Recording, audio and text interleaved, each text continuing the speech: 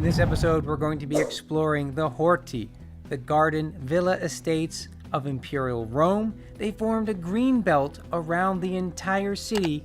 It's something that we forget about, that they once existed. Through an examination of archaeological sites and numerous works of art in Rome's museums, let's recreate the Horti, the garden estates of imperial Rome.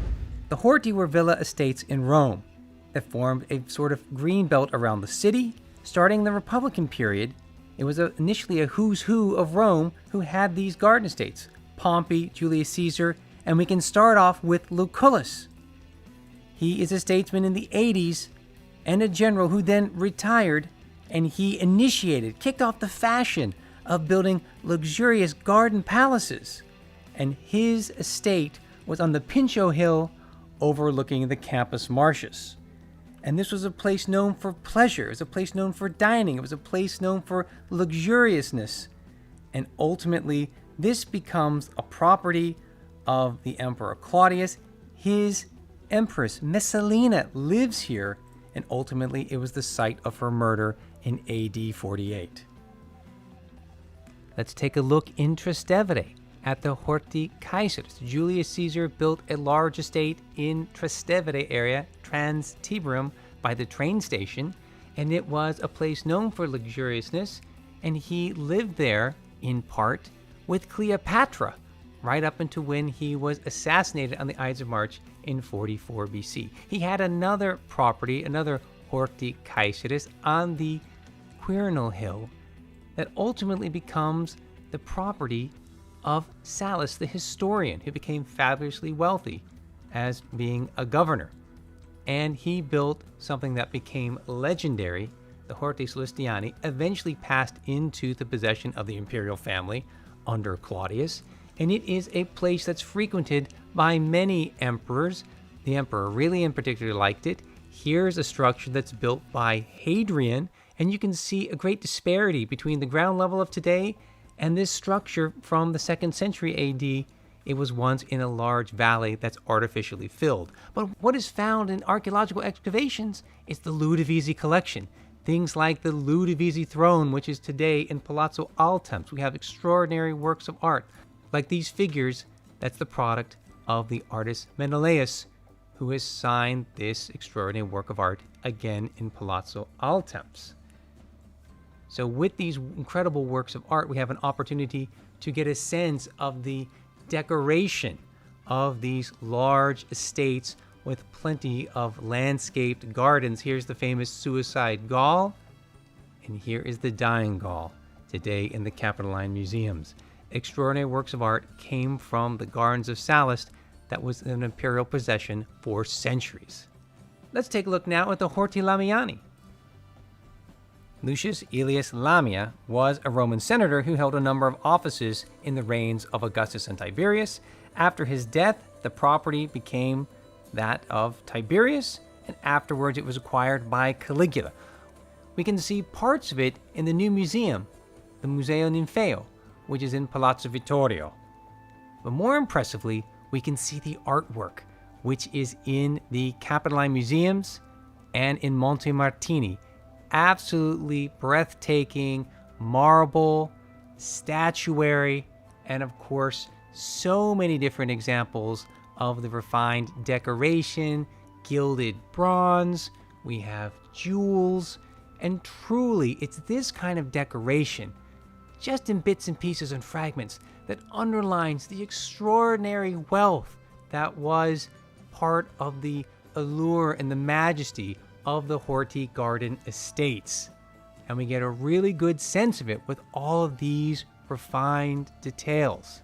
And it helps us reconstruct what life was like in the residences in these garden estates that principally were on the hills overlooking the Campus Martius area, but also in the Trastevere area.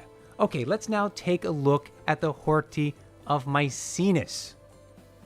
Now, this is the only real structure that we can visit today. It's known as the Auditorium of Maecenas, but it is giving us a sense of a place of banqueting, it's a place of spectacle, it's a place of leisure, and it is dating to the time of Maecenas, and it's then restored thereafter.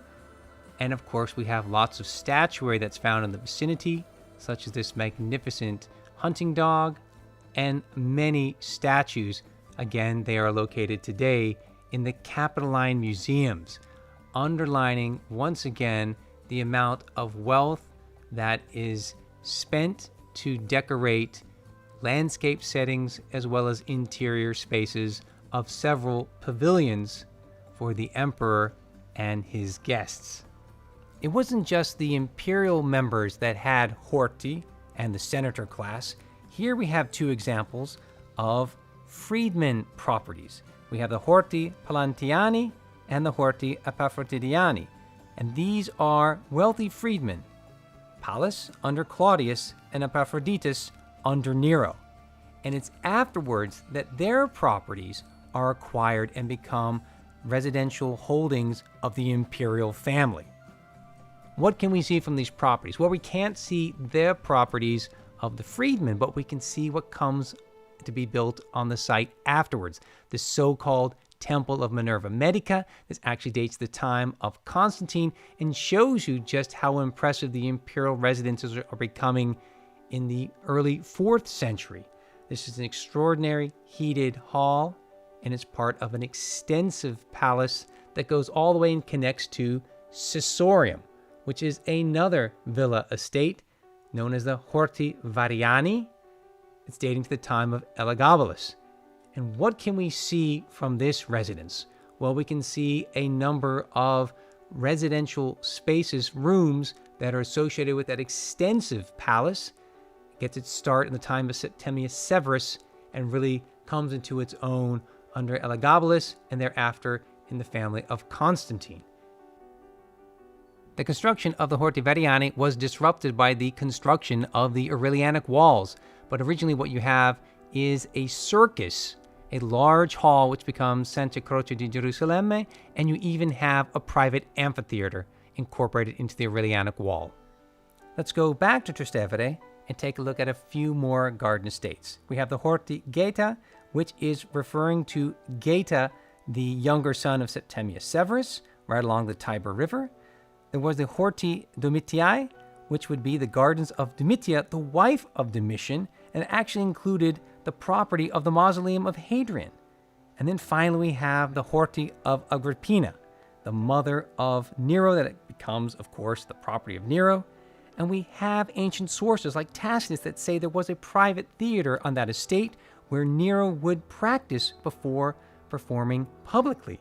And recently, there has been discovered the remains of the private theater right by the Vatican, underlining the fact that there's still so much more of the garden estates that will be discovered in the future. Now, in the center of Rome, the Campus Martius, there are still other horti. We have the Horti of Agrippa, that's tied to the baths of Agrippa that he wills to the people after he dies in 12 BC. And we have the Horti of Pompey. We're not exactly sure where they were, but they became the property of Mark Antony after Pompey's death. And the name was perpetuated. It was probably on the slopes of the Pincio, close to the Campus Martius. Thanks for exploring the Horti villas of Imperial Rome with us. Thanks for subscribing. And please take a look at our courses and join us in person in Rome and throughout the empire. And this video was brought to you by a grant from the CAAS Marcantonio Award.